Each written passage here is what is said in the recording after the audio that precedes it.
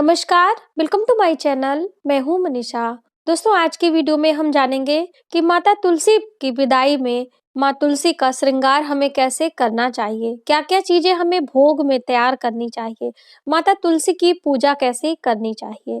दोस्तों, जैसे कि पूरे कार्तिक माह हम माता तुलसी का पूजन करते हैं और हरि प्रबोधनी एकादशी के दिन माँ तुलसी का विवाह किया जाता है और पूर्णिमा तिथि पर माता तुलसी की विदाई की जाती है।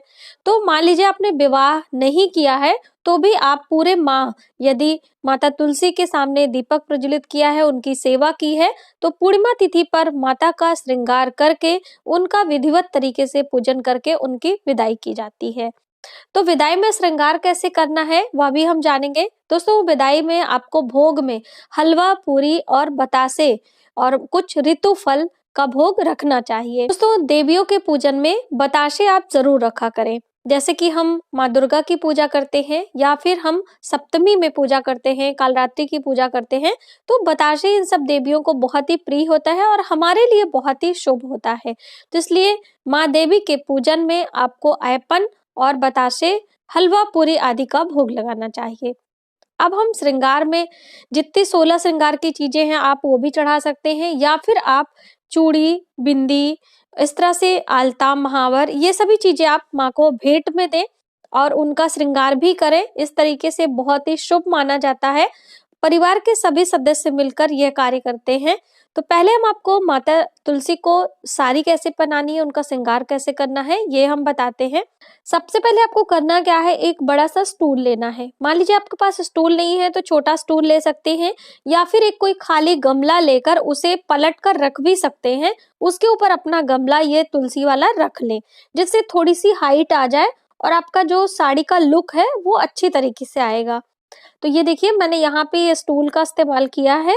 अब इसके ऊपर बीच में आपको एक रोल रखना है। तो ये रोल कोई भी हो सकता है, जैसे आप डांडिया जिससे खेलते हैं वह भी ले सकते हैं या फिर आप जो हम लोग खाना रैप करते हैं किचन में, वह ये देखिए रैप पेपर है, इसे भी आप रख सकते हैं जिससे हम साड़ी को टिका सके। इससे आसानी होगी। आप ऑप्शनल है, आप चाहें तो ना रखें। अब हमें करना क्या है, जो ब्लाउज वाला पीस है उसे आपको इस तरह से डोरी से बांधकर चारों तरफ से इस गमले को कवर कर देना है। ये आप देख सकते हैं और इस तरह से आपका काफी हद तक ये गमला कवर हो जाता है। यदि लंबा कपड़ा है तो और भी अच्छा होगा। तो अब हम साड़ी पहनाना शुरू करते हैं। तो पहले हम साड़ी को खोलकर इस तरह से जो पीछे वाला हिस्सा होता है, जैसे हम स्वयं के लिए साड़ी पहनते हैं, उसी तरफ से आपको प्लेट बनाना शुरू करना है। आप वीडियो में ध्यान से देख सकते हैं। मान लीजिए आपकी तुलसी माता छोटी है तो आप इसे फोल्ड भी कर सकते हैं कुछ इस तरह से और फिर आप इस पे प्लेट्स बनाना शुरू करें। हमारी तुलसी माँ थोड़ी सी लंबी है तो हम पूरी साड़ी जितनी इसकी चौड़ाई है उसी से हम प्लेट्स तैयार करेंगे। ये देखिए कुछ इस तरह से बिल्कुल बराबर आपको ऊपर से नीचे तक बराबर कर ले। इसीलिए कड़क साड़ी का चुनाव करेंगे तो आपको आसानी होगी इस तरह से प्लेट्स बनाने में। ये देखिए इस तरह से सभी प्लेट्स को आपस में सेट कर लेना है और एक सेफ्टी पिन या फिर कपड़े वाली पिन से इसे सिक्योर कर लेना है। ऊपर नीचे चारों तरफ आपको इस तरह से पिन लगा देना है। अब इसे आप एक साइड कर लें। अब चलिए चलते हैं पल्ले की साइड में। जैसे हम स्वयं के लिए पल्ला बनाते हैं उसी तरीके से इसे भी हमें छोटे छोटे प्लेट्स देते हुए पल्ले का एक लुक देना है। ये देखिए इस तरह से सभी प्लेट्स को आपस में अच्छे से कर लें। आप पल्ले को बिल्कुल सिक्योर कर लीजिए पिन और कपड़े की पिन से। अब चलिए हम साड़ी पहनाना शुरू करते हैं माँ तुलसी के गमले की तरफ। और इसके लिए आपको एक अच्छी सी मजबूत डोरी लेनी है या फिर आप कलाई नारा का धागा भी ले सकते हैं। और इस तरह से आपको करना क्या है कि लंबाई के हिसाब से अपनी साड़ी को अरेंज कर लें और पल्ले को उठाकर पीछे कर लें और इस तरह से डोरी पर हैंग करते हुए हम साड़ी को सेट करेंगे और गमले के चारों तरफ एक ढकते हुए आपको इसे बांध देना है पीछे की साइड में। ये आप देख सकते हैं वीडियो में। और अब ये देखिए, और आपको बैठकर इस पल्ले को जो आपने प्लेट्स बनाया है उसे हल्का हल्का खिसकाते हुए गमले के चारों तरफ से आपको इसे सेट कर देना है। ऊपर से नीचे तक आप सेट करेंगे तो आपकी प्लेट्स का लुक जो है बहुत अच्छा आता है। ये आप देख सकते हैं इस तरह से, और इसे आपको चारों तरफ से कर देना है। और जो ये पल्ले वाला हिस्सा है इसे आपको बिल्कुल ये पीछे से लेकर आगे लेकर आना है और यहीं पे छोड़ देना है। जब आपका प्लेट्स बिल्कुल सेट हो जाएगा तब हम पल्ले के लिए सेटिंग करेंगे। तो लीजिए, ये प्लेट्स हमारी रेडी हो गई हैं। अब हम पल्ले की तरफ आते हैं। तो पल्ले को भी इस तरह से ला के आपको यहाँ पे सेट करना है और इसका भी जो प्लेट्स वगैरह है उसे अच्छे से टक कर देना है। सेफ्टी पिन ले लें या फिर जो दूसरी वाली पिन आती है उससे आपको सिक्योर कर लेने हैं चारों तरफ से। प्लेट्स वगैरह यदि आपका थोड़ा सा गड़बड़ है वो भी आप सिक्योर कर लें। अब बारी आती कमरबंद की। तो आपके पास कमरबंद है तो उसे आप पहनाएं। हमने यहाँ पे ये जो चुन्नी आती है देवी जी लोग को पहनाने के लिए, इसको लिया है और ये थोड़ा सा लुक वाइज बहुत अच्छा लग रहा है। तो चौड़ा सा बेल्ट का लुक देते हुए इसे हम मोड़कर कमर में फोल्ड करेंगे। तो ये देखिए, पीछे से हम इसको पिन अप कर देंगे और हमारी साड़ी का लुक बहुत अच्छा आ रहा है और बिल्कुल रेडी हो गई है हमारी तुलसी माँ। लेकिन अभी इनका श्रृंगार बाकी है। तो श्रृंगार के लिए पहले हम माता जी की चोटी बनाएंगे। चोटी के लिए हमने ये देखिए चोटी पहले से इसे गूंथ ली है। अब इस पर हम गजरा लगाएंगे। तो आपके पास यदि फ्रेश गजरा हो तो वो भी ले लें। यहाँ पे हमने आर्टिफिशियल गजले का इस्तेमाल किया है। ये देखिए, इस तरह से इसे अच्छे से इसमें डेकोरेट करके एक पिन से हम यहाँ पे पल्ले में इसे टक करेंगे इस तरह से।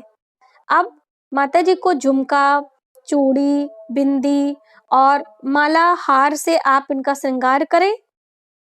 ये देखिए, इस तरीके से आप कुछ भी उन्हें पहना सकते हैं जो आपकी इच्छा हो, श्रद्धा हो। इस तरह से एक अच्छा सा लुक देने के बाद अब बात आती है पल्ले की। तो दोस्तों, अलग से आप चुन्नी भी ले सकते हैं, लाल रंग की चुनरी, क्योंकि विवाह विदाई में लाल रंग की चुन्नी माँ को हम पहना सकते हैं।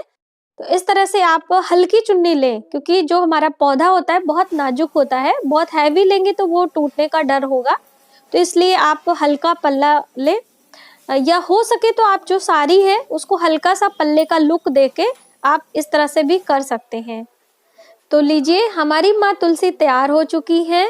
अब इनका विधिवत तरीके से पूजन करें। हलवा, पूरी और बतासे का ऋतु फल का भोग लगाकर माता को संतुष्ट करें और उसके बाद गाजे बाजे के साथ में माता की विदाई करें। तो आइए जानते हैं कि तुलसी पत्र तोड़ते समय हमें किन मंत्रों को बोलना चाहिए जिससे हमारे घर में शुभता प्राप्त हो। तो आपको स्नान के बाद ही तुलसी पत्र तोड़ने चाहिए और तुलसी पत्र तोड़ते समय आपको यह मंत्र जरूर बोलने हैं। ओम सुभद्राय नमः, ओम सुप्रभाय नमः। ये 2 मंत्र हैं, बहुत ही शुभ होते हैं घर के लिए। तो आप इन्हें बोलकर तुलसी पत्र तोड़ें। अब हम आपको बताएंगे कि तुलसी पत्र किन किन देवताओं पर नहीं चढ़ाए जाते हैं। जैसे कि भगवान गणेश को तुलसी पत्र नहीं चढ़ाए जाते हैं। साथ ही दोस्तों, भगवान शिव पर भी तुलसी पत्र नहीं अर्पित करे जाते हैं। भगवान शिव पर तुलसी की मंजरी चढ़ाई जाती है। भैरवनाथ जी पर भी तुलसी के पत्ते नहीं चढ़ाए जाते हैं, जो कि भगवान शिव के ही स्वरूप माने जाते हैं, बटुक भैरवनाथ।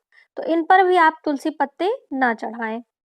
तो ये तो जानकारी हो गई कि तुलसी पत्र हम किन देवता पर नहीं चढ़ाएं। अब हम आपको बताएंगे कि तुलसी गायत्री मंत्र कौन से हैं। यदि आप तुलसी गायत्री मंत्र का जप तुलसी की माला से और तुलसी के बिरवा के पास बैठकर करते हैं प्रतिदिनों तक 108 मंत्रों का जप, तो आपके घर में सुख सौभाग्य की वृद्धि होती है। माता तुलसी की कृपा से धन धान्य की वृद्धि होती है। तो मंत्र इस प्रकार से हैं। ओम श्री तुलसये विद्महे विष्णु प्रियाय धीमहि तन्नो वृंदा प्रचोदयात्। इस प्रकार से बोले। मंत्र एक बार हम फिर से बोल देते हैं। ओम श्री तुलसये विद्महे विष्णु प्रियाय धीमहि तन्नो वृंदा प्रचोदयात्। इस मंत्र से 108 बारी आपको जप करना चाहिए। माता तुलसी की कृपा होती है। दोस्तों आइए जानते हैं कि माँ तुलसी के प्रमुख कौन से नाम हैं, जिसमें से 8 नाम बेहद प्रमुख माने जाते हैं, बहुत ही शुभ होते हैं। आप इनका भी जप प्रतिदिन कर सकते हैं। तो पहला नाम है वृंदावनी, दूसरा नाम है वृंदा, तीसरा नाम है विश्व पूजिता, चौथा नाम है विश्व पावनी, पांचवा नाम है पुष्प सारा, छठा नाम है नंदिनी, सातवां नाम है कृष्ण जीवनी और आठवां तुलसी, जो कि हम सभी प्रतिदिन माँ तुलसी को बुलाते हैं। तो इस तरह से माँ तुलसी के 8 प्रिय नाम हैं। यदि इन नामों का उच्चारण हम जल चढ़ाते समय या फिर परिक्रमा करते समय या फिर पूजन करते समय उच्चारण करते हैं, तो माँ तुलसी की कृपा बनी रहती है, हमारे घर में सुख सौभाग्य की प्राप्ति होती है। तो दोस्तों इस प्रकार से आप माँ तुलसी के पूजन में इन मंत्रों का जप अवश्य करें और पूर्णिमा तिथि पर तो आपको जरूर करने चाहिए। तो आज की वीडियो में बस इतना ही। यदि हमारी जानकारी आपको थोड़ी सी भी हेल्पफुल लगे तो प्लीज हमारी वीडियो को लाइक करें, शेयर करें, सब्सक्राइब जरूर करें न्यू वीडियोस के लिए और अपने कमेंट सुझाव हमें जरूर लिखें। Thank you.